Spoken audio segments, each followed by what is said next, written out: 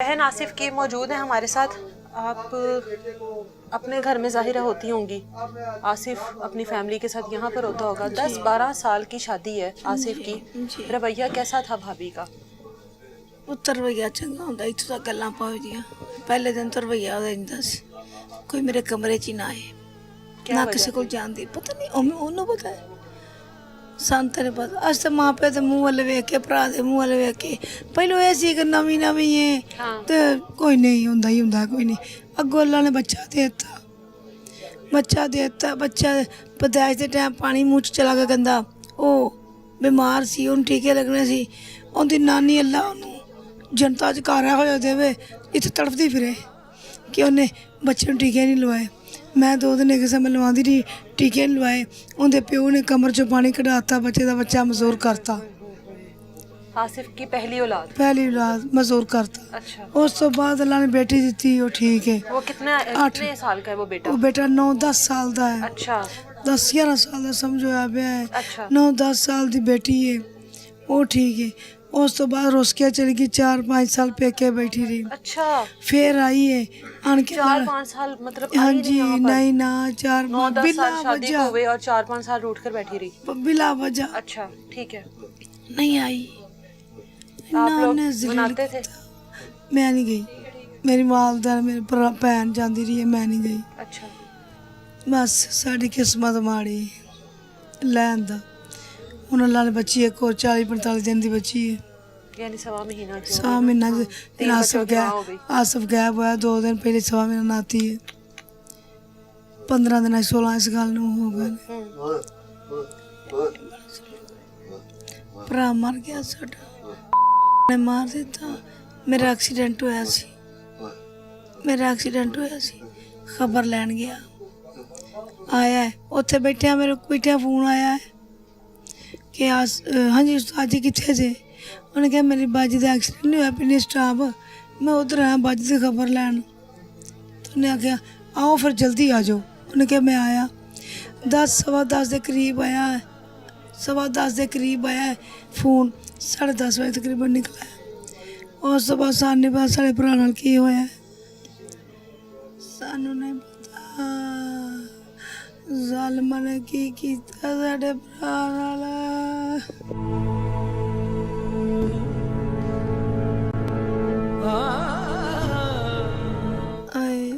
आसिफ जब लापता हुआ है कितने दिनों बाद पता लगा? भाभी पर 12 दिन नहीं शक था, ये लड़ती है, ये वो करती है, परेशान होकर गया है, घर की बने नहीं, ये नहीं पता था ये काम करवा देगी। ये तो जब वो रिजवान शाह मुलाजम आसफ का पकड़ा गया ना, उसने इकबाल जुर्म किया है कि इसकी बीवी मेरे साथ शामिल थी, उसको बुलाएं।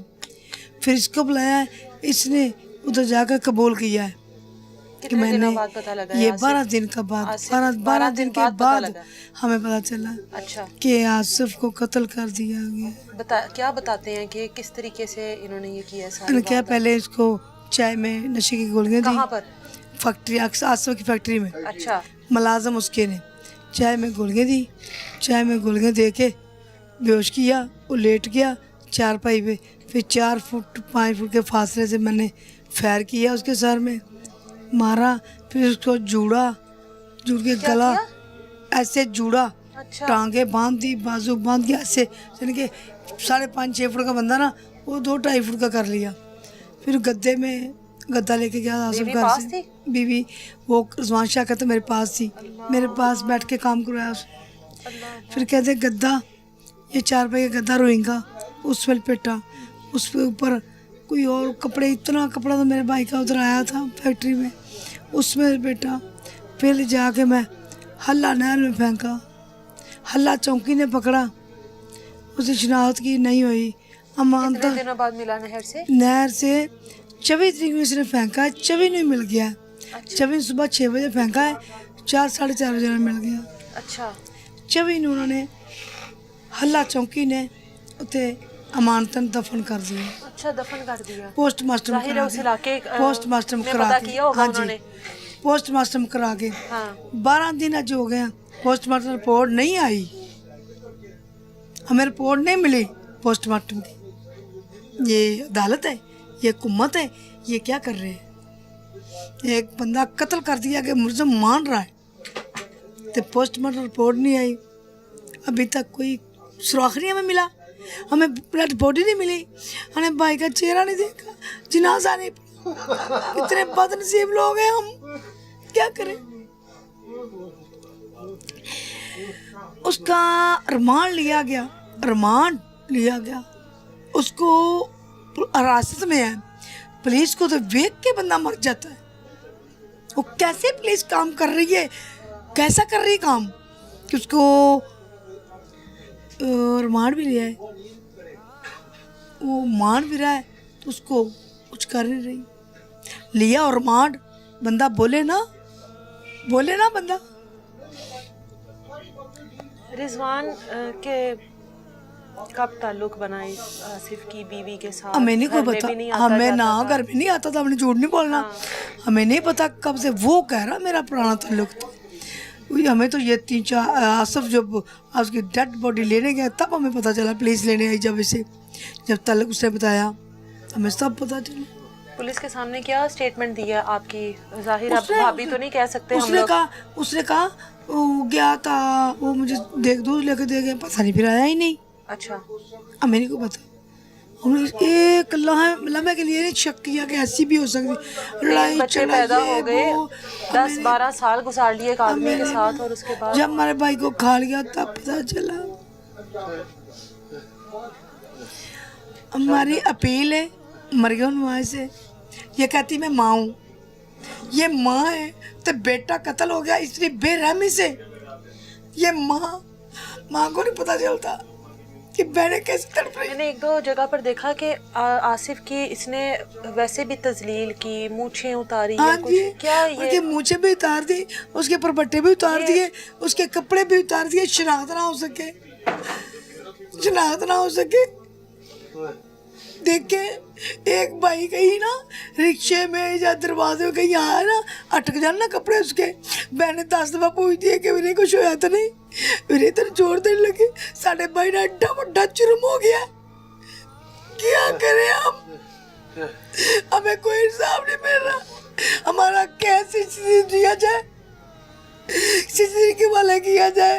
मेरे बड़ा गरीब बंदे हैं, 3 आसिफ के बच्चे हैं, एक मजदूर है, एक बेटी अभी छोटी है। अपने बच्चे पाले, ये बुढ़ा माँ बाप देखे, ये केस लड़ेंगे। हम इस ऐसे नहीं, इस हमारा ये है नहीं, मैं क्या करें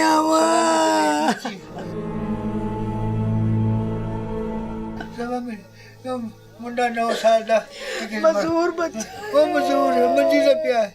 बच्चे सवाल करते होंगे अपने वालिद का। अब वालदा भी बच्ची करती है कि बच्ची है छोटी, तो बेचारी एक बच्ची तो बेचारी ये 5-4 महीने 1.5-2 महीने दी है।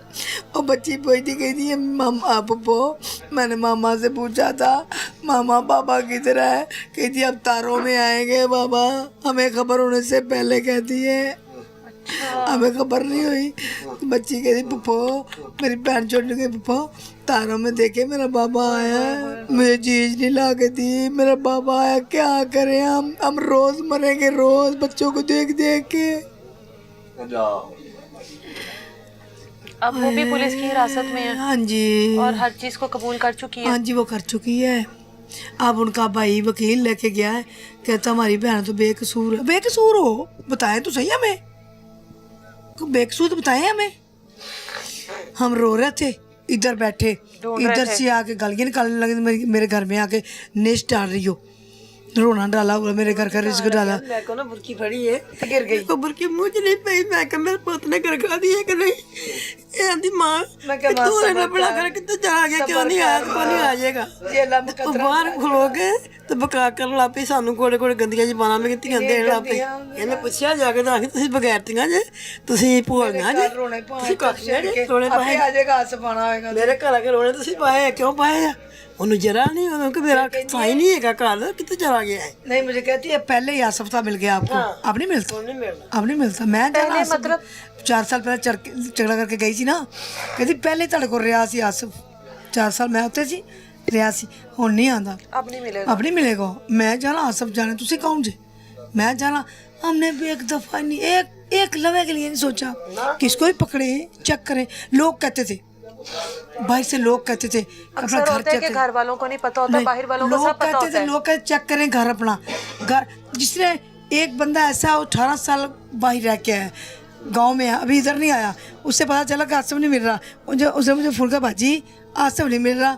मैं क्या हाँ भाई ने जी है, कहना है बाजी भजो ना सुना, वो घर चेक करो, भरजाई चेक करो, ताली भरजाई में बस जाए। मैं क्या भाई ने गल नहीं है, आपके ज़हन में होगा उसको नहीं, इतने साल गुजर गए, बच्चे हो गए। नो हम लोग 3 बच्चों की पता माँ। क्या है बेटा, जो खुद नहीं ना ऐसा सारी दुनिया पे वो नहीं मान सकता। हमें नहीं पता क्या हुआ है? क्यों बेचैन है? घबरा पैना घबराहट हो रही है? हैं? घबराहट हो रही है। की बनया ये की बनया? अब मेरी जटियां बना रही ने, साडे पुछ के चलियां, मेरी गल कटो, पुछ के चलियां, साडी आवाज उठा जाओ, साडी गल किते चुप जाओ, किसी पासे लगे ये निबड़े, मैनू पता चल जाए, मैं पहले बार मान लो। सुकून आ जाएगा फिर। जो पता लग गया कि फलानी शह नहीं है दुनिया ने, अपने सुकून अल्लाह देना, अल्लाह देना, अल्लाह देना, सारी तपश कट जाएगी। अल्लाह मुजरम को सजा मिल जाए, हमारी तपश कम हो जाएगी। दुख नहीं कम होगा, तपश कम होगी। साफ हो गए, साफ हो गए, साफ हो गए, साफ हो गए, हमारी तपश कम होगी, साफ हो गए। दर्द नहीं कम होगा, दर्द हमारा उतना ही है। चैन है वो, उनको घबराहट हो रही है बुढ़ापे के। देखें ये चीजें मरगम नवाज देख रही है ना, बेटा जाना थोड़ी हमारे चैनल में बात चल रही है, हमारे साथ कोऑपरेट करें, हमारे साथ तामन करें, अल्लाह का वास्ता। आज हमारा घर उजड़ा है, कभी किसी और का न उजड़े।